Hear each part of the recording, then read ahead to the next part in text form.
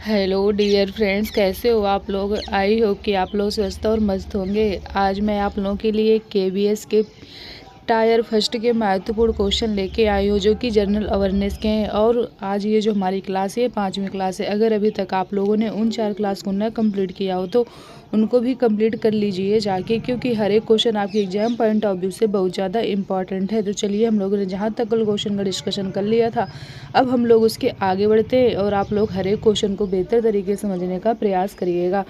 अब हमारा अगला टॉपिक आ रहा है संविधान सभा की प्रमुख समितियां एवं उनके अध्यक्ष। तो हम लोग समझेंगे समिति कौन सी थी और किस समिति के कौन अध्यक्ष थे। समिति का नाम है संचालन समिति और अध्यक्ष के क्या नाम है, डॉक्टर राजेंद्र प्रसाद। अगला आ रहा है संघीय संविधान समिति, इनके अध्यक्ष कौन थे, पंडित जवाहरलाल नेहरू। अगला आ रहा है प्रांतीय संविधान समिति, इनके जो अध्यक्ष थे वो थे सरदार वल्लभ भाई पटेल। अगला आ रहा है प्रारूप समिति, इनके अध्यक्ष कौन थे, डॉक्टर भीमराव अंबेडकर। अगला आ रहा है संघ शक्ति समिति, इनके थे पंडित जवाहरलाल नेहरू। अगला आ रहा है मौलिक अधिकारों एवं अल्पसंख्यकों संबंधी परामर्श समिति, जो इनके अध्यक्ष थे वो कौन थे, सरदार वल्लभ भाई पटेल थे। अगला आ रहा है राष्ट्र ध्वज संबंधी तदर्थ समिति, इनके कौन थे, इनके थे डॉक्टर राजेंद्र प्रसाद। तो आई होप आप लोगों को समिति अच्छी तरीके से समझ में आई होगी कि कौन सी समिति कौन से अध्यक्ष थे। अब हमारा अगला टॉपिक आ रहा है मूल अधिकार के बारे में। तो चलिए समझते हैं मूल अधिकार के बारे में। टॉपिक का नाम है मूल अधिकार। मूल रूप से संविधान में 7 मूल अधिकार प्राप्त किए गए हैं। कितने प्राप्त किए गए हैं, 7 प्राप्त किए गए। पहला है समता का अधिकार और जो अनुच्छेद है वो है 14 से 18। अगला रहा है स्वतंत्रता का अधिकार, अनुच्छेद कितना है 19 से 22। शोषण के विरुद्ध अधिकार, अनुच्छेद है 23 से 24। अगला आ रहा है धर्म की स्वतंत्रता का अधिकार, अनुच्छेद है 25 से 28। अगला आ रहा है संस्कृति और शिक्षा संबंधी अधिकार, ये है 29 से 30। अगला आ रहा है संपत्ति का आधार, ये है संपत्ति का अधिकार, ये आ रहा है अनुच्छेद 31 से 19 के 4। अगला आ रहा है संवैधानिक उपचारों का अधिकार, ये है अनुच्छेद 32 में। अब नोट है, नोट के बारे में हम लोग समझते हैं। नोट कह रहा है संपत्ति के अधिकार को 44वें संविधान संशोधन अधिनियम 1978 द्वारा मूल अधिकारों से हटाकर संविधान के भाग XII में अनुच्छेद 300 का के तहत कानूनी अधिकार बना दिया गया। ये भी आपको याद रखना है, ठीक। अब हम लोग आगे बढ़ते हैं कि आगे क्या कहा गया है। आगे कहा जा रहा है कि अगला टॉपिक स्टार्ट हो रहा है। अगला टॉपिक है राज्य के नीति निर्देशक तत्व। अब इनके बारे में समझते हैं। राज्य के नीति निर्देशक तत्व के बारे में अनुच्छेद है 36। इसमें यह कहा गया है कि अनुच्छेद 12 में दी गई राज्यसभा की परिभाषा भाग 4 अर्थात नीति निर्देशक तत्वों के लिए भी लागू होगी। अगला अनुच्छेद आ रहा है 37, इसके बारे में समझते हैं। इसमें कहा गया है कि भाग 4 में अंतर्विष्ट तत्वों का लागू होना, अर्थात राज्य का यह कर्तव्य है कि वह इस भाग में अंतर्विष्ट तत्वों को विधि बनाते समय लागू करे, किंतु यह किसी न्यायालय द्वारा प्रवर्तनीय नहीं है। अगला अनुच्छेद आ रहा है 38। इसमें कहा गया है राज्य लोक कल्याण की अभिवृद्धि के लिए सामाजिक व्यवस्था बनाए। अगला आ रहा है अनुच्छेद 39 का इसमें क्या कहा गया है, इसमें कहा गया है समान न्याय और निःशुल्क विधिक सहायता 42वें संविधान संशोधन अधिनियम 1976 द्वारा अंतः स्थापित। अगला आ रहा है अनुच्छेद 40। इसमें आ रहा है ग्राम पंचायतों का गठन। अगला आ रहा है अनुच्छेद 41। इसमें क्या आ रहा है, कुछ दशाओं में काम, शिक्षा और लोक सहायक पाने का अधिकार। अगला आ रहा है अनुच्छेद 42, काम की न्याय संगत और मानवोचित दशाओं का तथा प्रसूति सहायता का उपबंध। अगला आ रहा है अनुच्छेद 43। इसमें क्या है, इसमें है कर्मकारों के लिए निर्वाह मजदूरी आदि। अगला आ रहा है अनुच्छेद 43 का उद्योगों के प्रबंध में कर्मकारों की भागीदारी को सुरक्षित करने के लिए कदम उठाना। अगला आ रहा है अनुच्छेद 41 का सहकारी सोसाइटियों का संवर्धन संविधान 97वां संशोधन 2011 द्वारा अंतः स्थापित। अगला आ रहा है अनुच्छेद 44 नागरिकों के लिए एक समान सिविल संहिता।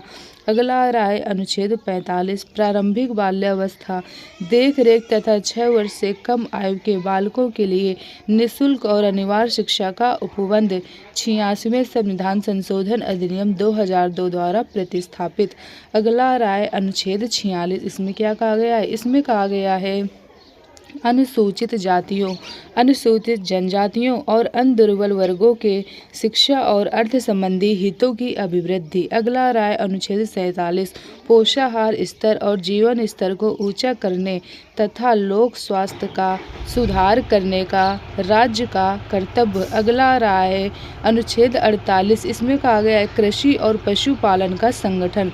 अगला रहा है अनुच्छेद 48 का पर्यावरण का संरक्षण तथा संवर्धन और वन्य तथा वन्यजीवों की रक्षा 42वें संविधान संशोधन अधिनियम द्वारा अंतः स्थापित। अगला रहा है अनुच्छेद 49 राष्ट्रीय महत्व के स्मारकों स्थानों और वस्तुओं का संरक्षण। अगला रहा है अनुच्छेद 50 कार्यपालिका से न्यायपालिका का पृथक्करण। आपको याद रखना पड़ेगा कि कार्यपालिका से न्यायपालिका का पृथक्करण किस अनुच्छेद में हुआ था? तो ये हुआ था 50 में। अगला आ रहा है अनुच्छेद 51 अंतर्राष्ट्रीय शांति और शिक्षा की और सुरक्षा की अभिवृद्धि। क्या है 51 में? 51 में अंतर्राष्ट्रीय शांति और सुरक्षा की अभिवृद्धि। तो आप लोगों को यहाँ तक की चीज़ अच्छी तरीके से समझ में आई होगी। अब हम लोग अगले टॉपिक की तरफ बढ़ते हैं कि अगला टॉपिक क्या कह रहा है। अगला टॉपिक कह रहा है आपातकाल एवं राष्ट्रपति शासन। तो समझते हैं कि ये क्या है। अनुच्छेद आ रहा है 352। इसमें आपात की उद्घोषणा। अगला आ रहा है अनुच्छेद 353। इसमें आ रहा है आपात की उद्घोषणा का प्रभाव। अगला आ रहा है अनुच्छेद 354। इसमें आ रहा है जब आपातकाल की उद्घोषणा प्रवर्तक में तब राजस्वों के वितरण संबंधी उपबंध का लागू होना। अगला आ रहा है अनुच्छेद 355 बाह्य आक्रमण और आंतरिक अशांति से राज्य की संरक्षा करने का संघ का कर्तव्य। ये भी आपको याद रखना है। अगला अनुच्छेद आ रहा है 356। इसमें राज्यों में संवैधानिक तंत्र के विफल हो जाने की दशा में उपबंध राष्ट्रपति शासन। अगला आ रहा है अनुच्छेद 357। इसमें क्या है? इसमें 356 के अधीन की गई उद्घोषणा के अधीन विधायी शक्तियों का प्रयोग। अब आगे समझते हैं। आगे आ रहा है 358। इसमें हुआ था आपात के दौरान अनुच्छेद 19 के उपबंधों का निलंबन। अगला आ रहा है अनुच्छेद 359 आपात के दौरान भाग 3 द्वारा प्रदत्त अधिकारों के प्रवर्तन का निलंबन। अगला आ रहा है अनुच्छेद 360। इसमें क्या हुआ था? इसमें हुआ था वित्तीय आपात के बारे में उपबंध। तो ये भी आपको याद रखना है। तो आपको ये वाली भी चीज़ अच्छी तरीके से समझ में आई होगी। अब जो हमारा अगला टॉपिक है वो आ रहा है राष्ट्रीय प्रतीक एक नज़र में। तो चलिए समझ लेते हैं राष्ट्र ध्वज के बारे में। लंबाई और चौड़ाई का जिसका अनुपात है वो है 3:2 के अनुपात में। केसरिया सफ़ेद हरा मध्य में नीले रंग का चक्र जिसमें कितनी तीलियाँ होती हैं? 24 होती हैं। ये भी आपको याद रखना है। आगे कहा गया कि 22 जुलाई 1947 को संविधान सभा द्वारा अपनाया गया था। कब अपनाया गया था? 22 जुलाई 1947 को संविधान सभा द्वारा अपनाया गया था। राज्य चिन्ह के बारे में समझ लेते हैं। ये है सारनाथ वाराणसी में स्थित अशोक की लाट। 26 जनवरी 1950 को भारत सरकार द्वारा अपनाया गया था। अब आगे समझते हैं राष्ट्रगान के बारे में। जो राष्ट्रगान है वो है जनगण मन। संविधान सभा द्वारा 24 जनवरी 1950 को अपनाया गया था। 27 दिसंबर 1911 को भारतीय राष्ट्रीय कांग्रेस के कलकत्ता अधिवेशन में गाया गया था। गायन में लगभग 52 सेकेंड, प्रथम व अंतिम पंक्ति में 20 सेकेंड। राष्ट्रीय गीत हमारा कौन सा है? वो है वंदे मातरम। आनंद मठ से उद्दृष्ट है। ये भी आपको याद रखना है। अगले फिर आ रहा है राष्ट्रीय पंचांग कैलेंडर। ये है ग्रीगोरियन कैलेंडर के साथ साथ शक संवत पर आधारित राष्ट्रीय पंचांग को 22 मार्च 1957 को अपनाया गया। अगला रहा है राष्ट्रीय पशु। ये थे बाघ पैंथरा टाइग्रिस लिथ्रायस। अगला रहा है राष्ट्रीय पक्षी। ये थे मयूर पावो क्री स्टेटस, ये भी आपको याद रखना है। तो आई होप आप लोगों को यहाँ तक की चीज़ अच्छी तरीके से समझ में आई होगी। अब हमारा अगला टॉपिक आएगा विगत परीक्षाओं में पूछे गए प्रश्न। अब ये क्या है, इनको हम लोग कल की क्लास में डिस्कशन करेंगे।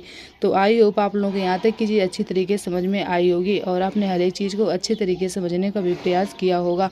तो चलिए फिर आज की क्लास को हम लोग यहीं तक रखते हैं। आप लोग ज़्यादा से ज़्यादा वीडियो दोस्तों तक शेयर करिएगा, जिससे क्या हो दोस्तों की भी हेल्प हो सके। चैनल को लाइक और सब्सक्राइब करिएगा, जिससे आने वाली नोटिफिकेशन आप लोगों को टाइम टू टाइम मिलती रहे। और जो चिन्ह आया करे तो आप लोग कमेंट करके पूछ भी लिया करिए और आप लोग बताया करिए कि आप लोगों को क्लास कैसी लगी है। तो चलिए फिर आज की क्लास को हम लोग यहीं तक रखते हैं। Okay, thank you.